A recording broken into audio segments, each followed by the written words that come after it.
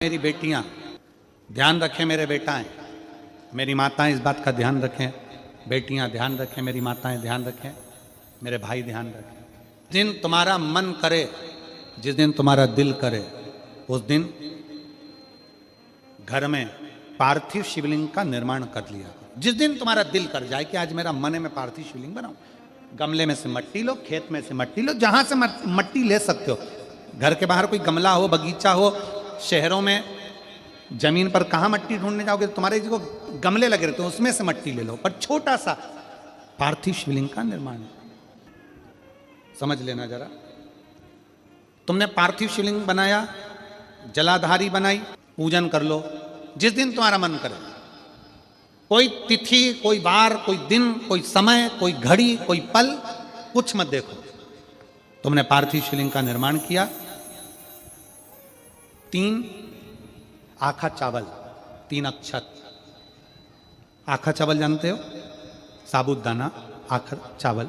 3 चावल के दाने, एक गणेश जी की जगह, एक अशोक सुंदरी की जगह, एक षडानंद कार्तिकेय जी की जगह।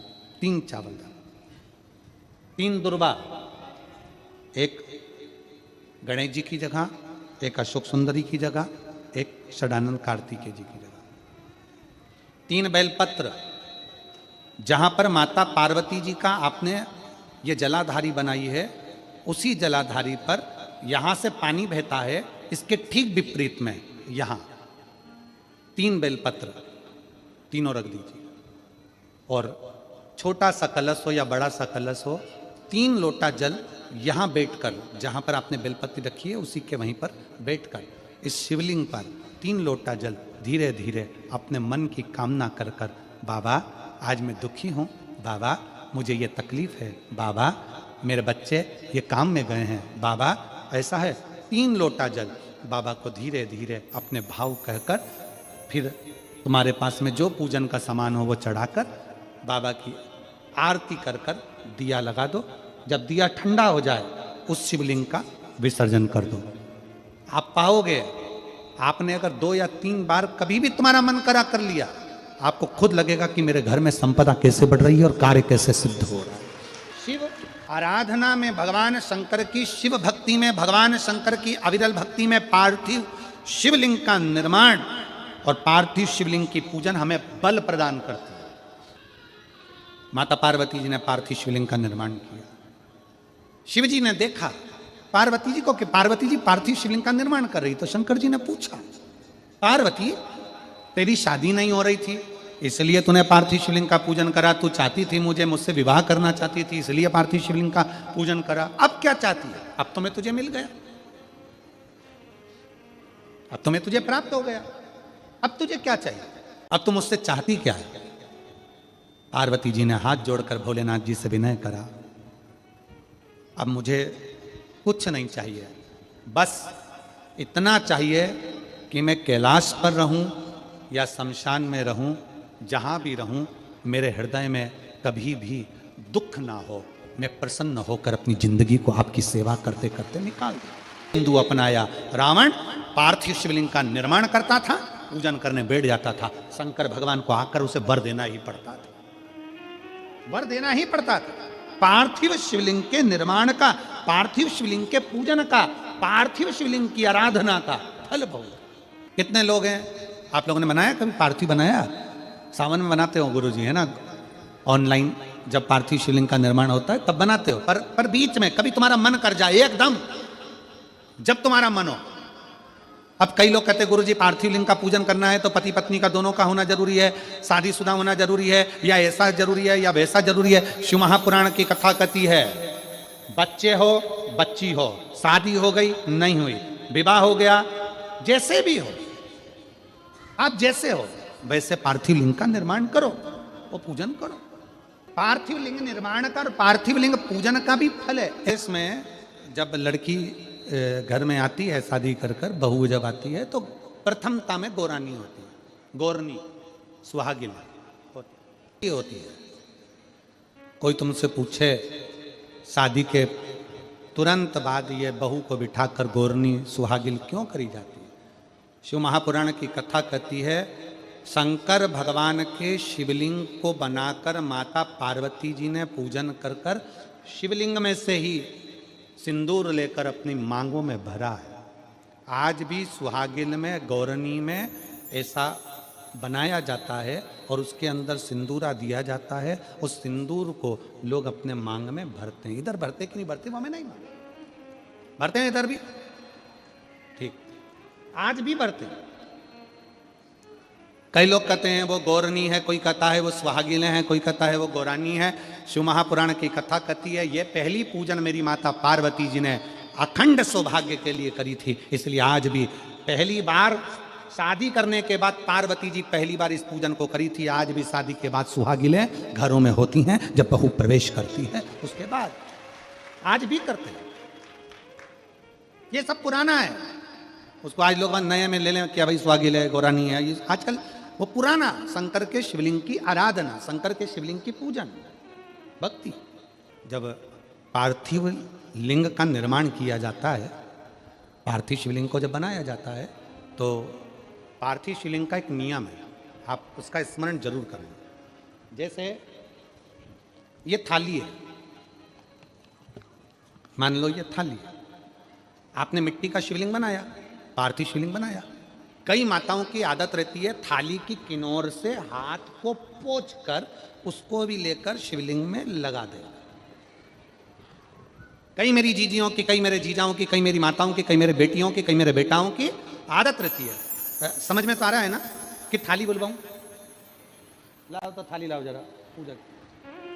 कई मेरी जीजियों की आदत क्या होती है, पार्थिव शिवलिंग का निर्माण करेगी, मिट्टी इसमें भर लेगी, सब कुछ कर लेगी। आप मिट्टी इसमें मिलाओ, मिट्टी मिलाने के बाद में आप उसका पार्थिव लिंग का निर्माण भी कर लो, मना नहीं है। पर निर्माण करने के बाद में जब पार्थिव शिवलिंग का निर्माण कर लो, उस समय पर हाथ को इस तरह से पोंछ कर फिर शिवलिंग में उस माटी को लगाना, यह श्रेष्ठता नहीं है।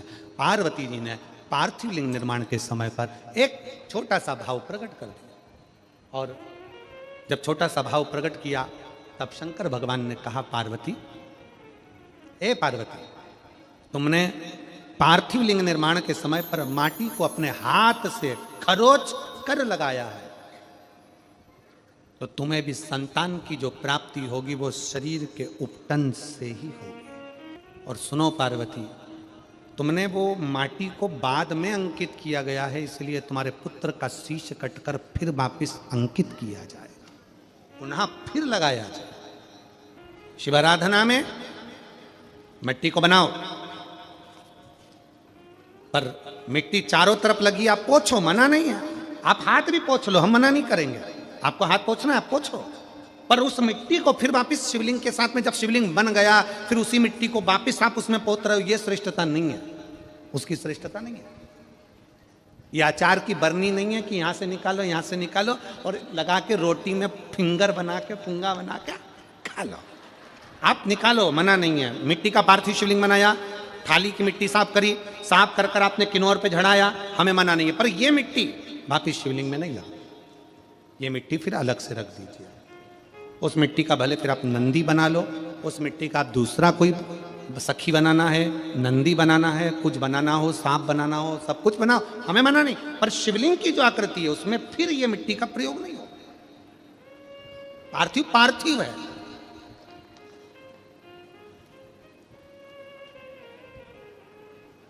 क्यों एक बार बोला, शिव महापुराण में आपने सुना होगा, हमने कहा कि गमले में भी पार्थिव शिवलिंग का निर्माण कर सकते हो। गमले में कैसे?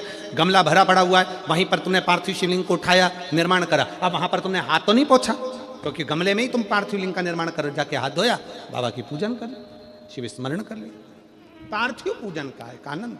पार्वती, तुम पार्थिव लिंग का निर्माण क्यों करी हो? तो पार्वती जी ने कह दिया, केवल आपसे बल मांगने के लिए, आपसे बल। शिव कथा कर रही है, भगवान शंकर का चरित्र करा। अभी आपको कथा में कहा था देव और महादेव दोनों में अंतर होता है। देव दर्शन देते हैं और महादेव अपने भक्त को दर्शन के लायक बना देते हैं। शिव में, देव में और महादेव में अंतर है। ग्रंथ, संत और भगवंत, तीन को पकड़ने का प्रयास करो। क्या क्या? सब बोलो।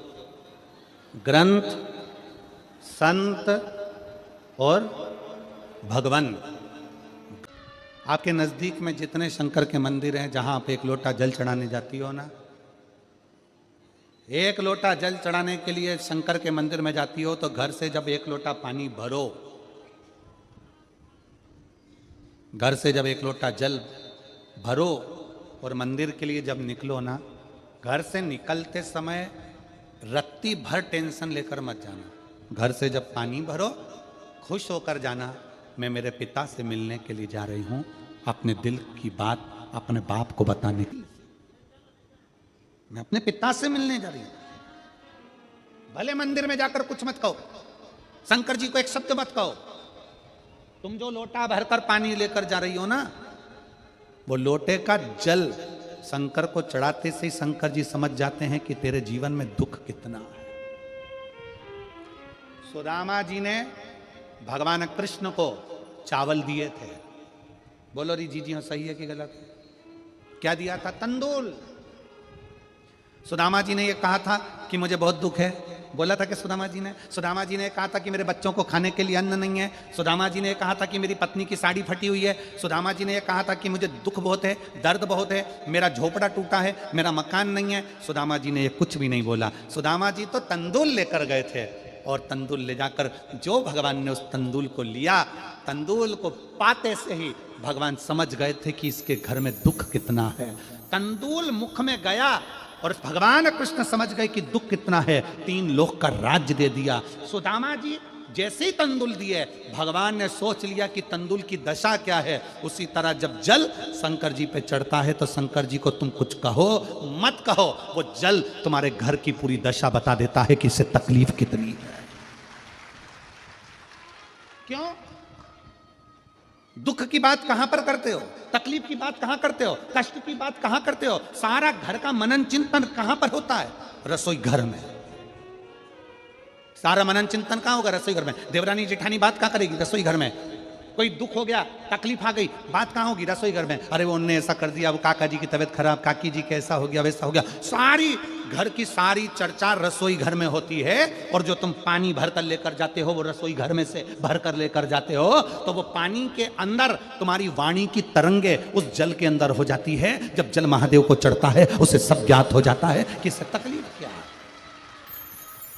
मंदिर में जाते हो, आप किसी भी मंदिर में, राम जी के मंदिर में जाओ, हनुमान जी के मंदिर में जाओ, कृष्ण जी के मंदिर में जाओ, पंडित जी क्या देते हैं तुम्हारे हाथ में? जम के बोलो जल्दी से, क्या देते हैं? चरणामृत देते हैं। पंडित जी चरणामृत देते हैं, तुलसी का दल देते हैं। वो जल, वो चरणामृत का जल पंडित जी क्यों देते हैं? मंदिर का जल ऐसा क्या है कि मंदिर के जल से पीने से तुम्हारी अकाल मृत्यु टल जाती है? उस जल में ऐसा क्या है? उस जल में ऐसा क्या है? जल वही है, बस भगवान के सामने रखा जाता है, आरती होती, घंटी बजती, मंजीरे बजते, मंदिर में हर हर महादेव होता, जय श्री कृष्णा जय राम जी की होती, तो वो ध्वनि उस जल के अंदर चली जाती है। वो जल जब हमारे उदर में जाता है, तो हमारी अकाल मौत भी टल जाती है। वो जल की तरंग हमारे को मौत को भी टाल देती है, मृत्यु को भी टाल देती है। महाराज, संसार सागर में जन्म लेना और संसार सागर में जन्म लेकर अगर भगवान की भक्ति हो जाए, एक लोटा जल महादेव को जब आप समर्पित करें, एक लोटा जल जब आप महादेव को चढ़ाने के लिए जाएं, कुछ मत कहो, ना कह सकते मत कहो। और शंकर के मंदिर में जब जल चढ़ाओगे, शिव तुम्हारे घर की दशा को जान लेंगे, वो समझ जाएगा। वो महादेव है, वो उघड़दानी है, वो त्रिकालदर्शी है। अपना मन बुद्धि चित्त शिव में लगा दो, दिल से कहोगे, दिल से सुनो। ब्रह्मा ब्रह्मलोक में, भगवान विष्णु वैकुंठ लोक में, पर मृत्यु लोक में तो एक ही है ना। कौन? देव अधिदेव महादेव। देव अधिदेव महादेव विराजमान